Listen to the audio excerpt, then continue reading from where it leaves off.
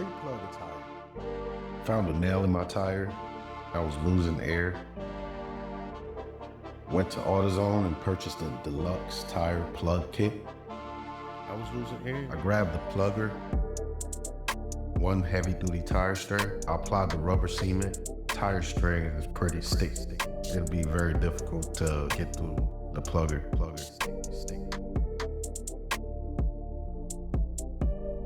After applying the cement, I removed the nail. Make sure there's no foreign objects stuck in there.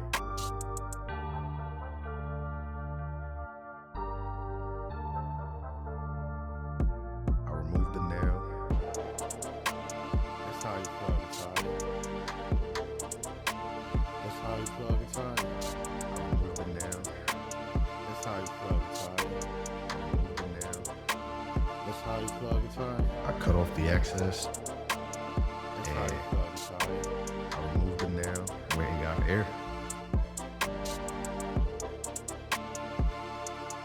I removed the nail. That's how you plug a tire. And that's how you plug a tire.